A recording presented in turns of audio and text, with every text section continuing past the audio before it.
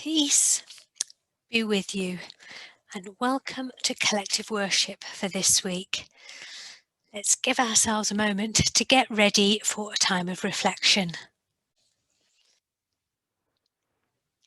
So, for today's Collective Worship, I want to look at one of the letters that Paul, who is a follower of Jesus, wrote to one of the very first Christian churches in the city of Corinth.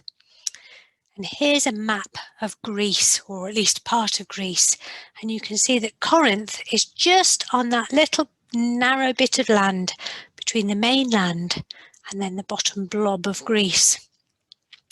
And because of where Corinth was, it was a really, really important city at the time, and loads of people travelled to Greece to trade and to live.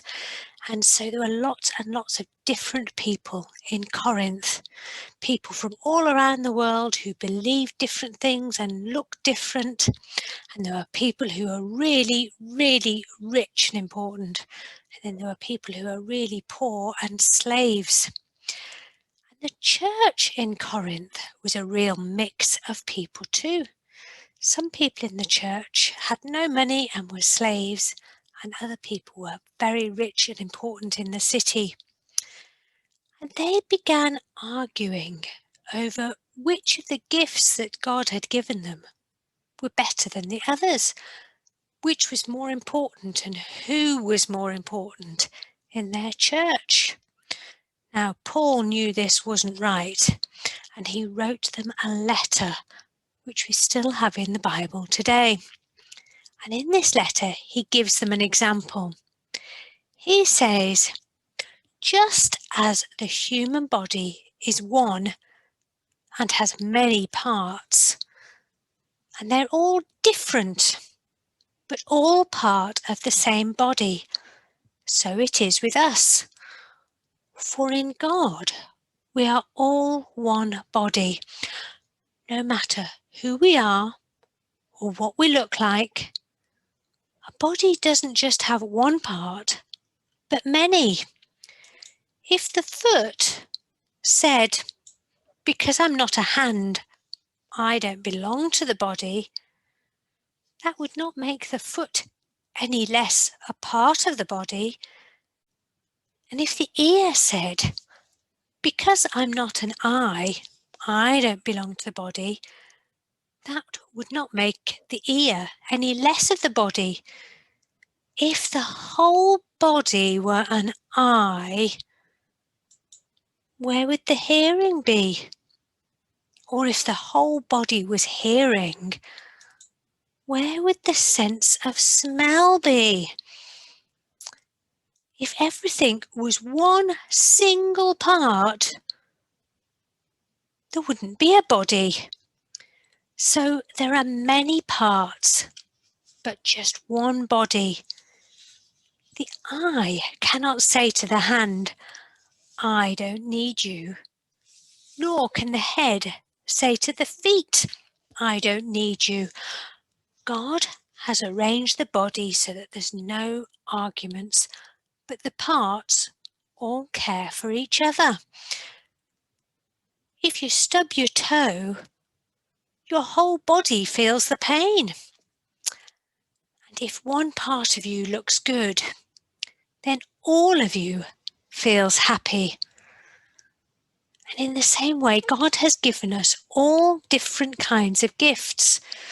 So use your gift to help each other and grow closer together. It's almost like Paul is saying, just imagine what it would be like if you only had one sort of Lego brick. If you only had Lego heads, what good would that be? You wouldn't be able to build much with that. If you only had little yellow bricks, you need all sorts of Lego bricks to build something good. And we need all sorts of people to make a good community or a good church or a good school. Yeah, imagine if everybody in your school was a teacher? Who would do the learning then? And who would cook lunch? And if everybody was a teacher, who would do the cleaning at the end of the day? Teachers are important, but so are the cooks and the midday supervisors and the secretaries and the cleaners and the children. Or perhaps you think of it this way, that your friend is really, really, really good at maths, and you think that it'd be wonderful to be as clever as they are at maths. But if everybody's best subject was maths, who would ever write the stories we enjoy reading? And who would be good at sport to represent the school at running races and football matches? Maths is very important, but so is English and sport and history and science. We need all these gifts and talents to make the community and to make the church and to make the school. God has made all sorts of different people with all sorts of different gifts, things that people are good at. It might be listening to others or singing or helping people. But sometimes we forget this. And just like the church in Corinth, we forget and we think that some people are more important because their gifts are better than others. But as Paul said, if the person was made up of just a giant foot, they wouldn't be able to do much. They wouldn't be able to see things that needed doing or appreciate the beautiful world around them. They wouldn't be able to listen to others, and they wouldn't be able to have hands to do things to help others.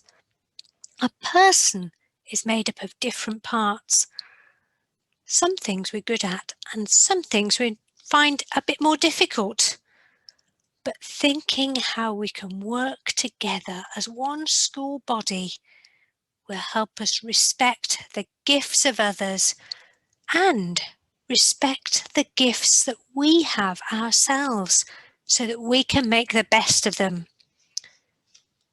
So why don't you pause the video for a moment and have a think about what you're good at doing and how that gift can be used to help others.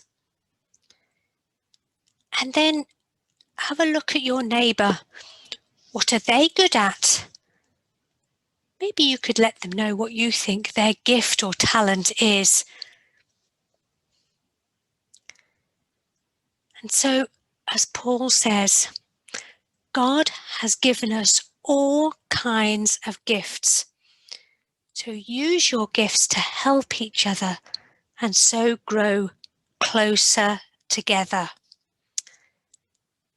I'm going to finish the collective worship with a short prayer. If you'd like to turn the sound down and read it yourself, then that's okay. Maybe you could even add in a thank you for your gifts. Or you could just say Amen at the end if you don't like reading things out. And if you don't like praying at all, then that's okay too. But do use the time to reflect on different gifts and how they are all valuable.